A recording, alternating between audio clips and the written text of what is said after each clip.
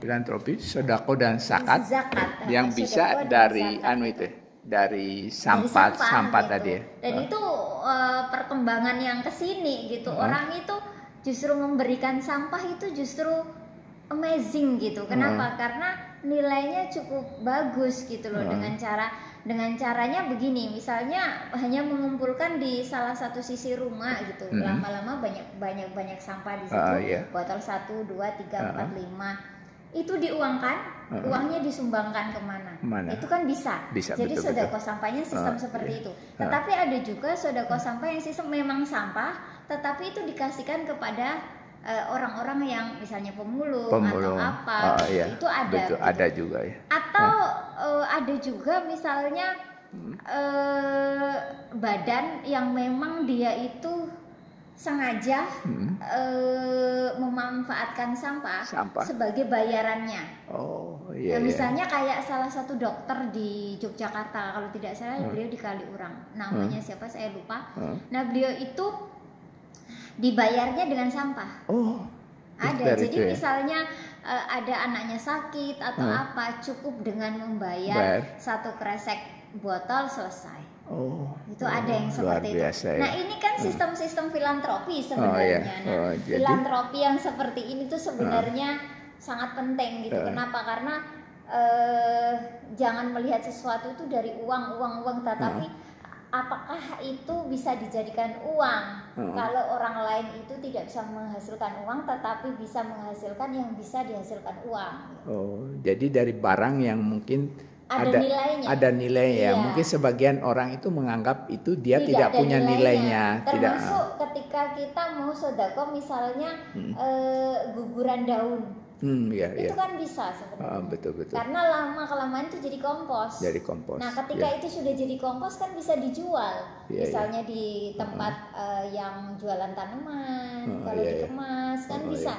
Nah, itu tinggal packaging sebenarnya, konsep packaging lah. Ini packaging ini yang sebenarnya harusnya ada yang membuka lagi gitu. Maka sodako sampah yang model seperti ini tuh penting sekali. Ini bentuknya adalah filantropi. Jadi cara-cara berfilantropi itu seperti berarti itu. Berfilantropi ini artinya mensedekahkan barang-barang yang bagi kebanyakan orang tidak bernilai, tetapi ternyata barang ini sangat pun bernilai gitu ya. Jadi filantropi itu kan sebenarnya santunan, kalau bahasa enaknya kan gitu. Santunan. Memberi santunan filantropi itu kan ya makanya kan zakat termasuk filantropi, sedekah termasuk filantropi, orang memberi-beri itu juga filantropi. Makanya kan di gitu. gereja juga sekarang, terutama di gereja Katolik juga dikembangkannya namanya kolekte sampah gitu ya. Artinya kan ya misal botol-botol, kardus apa segala macam itu kan. Tapi nanti di sana kan diambil oleh pengepul, nanti hasilnya itu mungkin sebagian juga untuk kepentingan di gereja itu, sebagian dikembalikan lagi ke lingkungan masing-masing gitu. Itu kan berarti kan ada sistem gitu loh, ada sistem yang tertata gitu.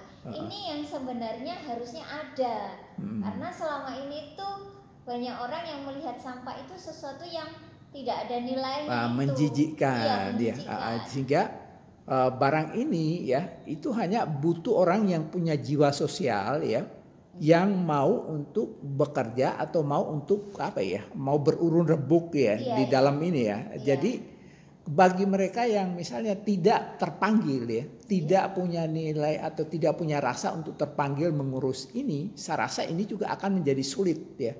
Karena mengelola sampah tadi itu harus ada panggilan jiwa dulu.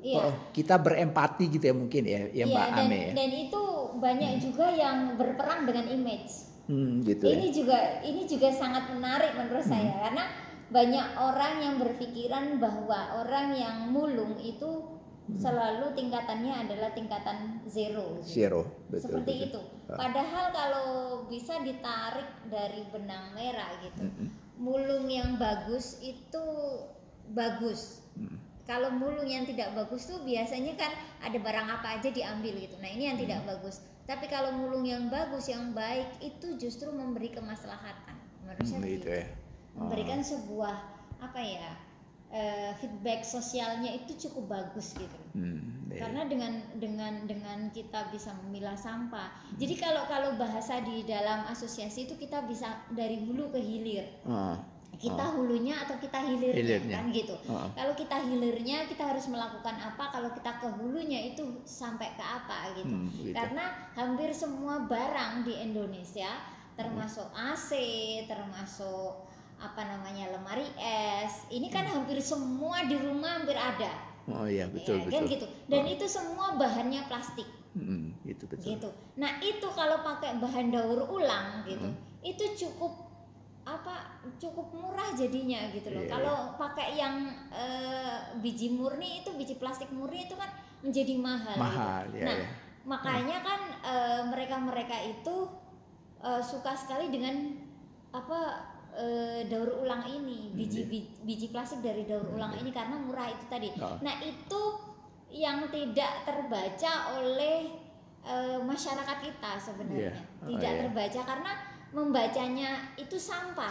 Tidak membaca itu misalnya plastik gitu, komponennya plastik, komponennya kertas gitu, tidak bisa melihat itu, tapi melihatnya itu sampah. Nah ini yang harusnya diedukasikan kepada masyarakat kita, bahwa kita jangan melihat sampah tetapi kita melihat jenis dari sampahnya, karena kita kalau sudah tahu jenis sampahnya itu jadi punya nilai. Karena begini, bahasa sampah itu kadang-kadang hanya dibagi menjadi dua, organik dan non organik gitu. Padahal kalau kita ngomongin organik itu apa, non organik itu apa. Sedangkan kalau kita sudah masuk ke non organik misalnya, itu kan macam-macam, ada besi, ada kaca, ada plastik, ada aluminium, ada macam-macam. Nah ini kalau spesifik dan dikumpulkan dalam satu jenis, misalnya plastik sendiri, kertas sendiri, kaca sendiri, ini ada nilainya. Iya, betul. Gitu. Nah, ini yang belum banyak, bukan berarti tidak ada, tapi ya sudah banyak, tapi masih sangat sedikit gitu adanya yang berpikir sampai sejauh itu. Karena gini, misalnya kayak ban. Kan bagi beberapa orang kan ban akhirnya jadi sampah, ban bekas ya, itu jadi sampah, tapi bagi sebagian orang itu adalah emas. Kenapa? Karena punya nilai ekonomi. Jadi yang kita cari adalah value gitu. Kalau value itu cukup bagus, maka sesuatu itu ada nilainya. Betul. Nah itu kita lihat mungkin kadang value itu orang luput dari pengamat. Tertutup. Kalau saya bilang tertutup. Kenapa tertutup? Karena sudah mindset di kepalanya ini adalah sampah ya. Maka jadi dia sampah gitu. Sudah tertanam di pikiran bawah sadar bahwa itu sampah kotor. Jadi mereka sudah tidak minat untuk misalnya itu yang bergelut di situ. Yang muncul di lingkungan kita sebenarnya. Nah ini perlu orang yang bisa membalikkan tangan agar itu semuanya itu bisa terbaca oleh masyarakat kita gitu. Betul. Coba kalau misalnya sampah satu RT dikoleksikan gitu kan, itu kan akhirnya punya tem-tem yang sama itu mungkin ya kalau paling sedikit itu 5, satu bahan 5, ya udah diplastikin 1 5 itu aja gitu, misalnya kayak gitu. Nggak apa-apa, lebih baik begitu daripada dijadikan satu, ditumplek jadi satu antara organik dan non organik, akhirnya apa, bau betul gitu. Iya. Nah itu kita menghindari yang itu.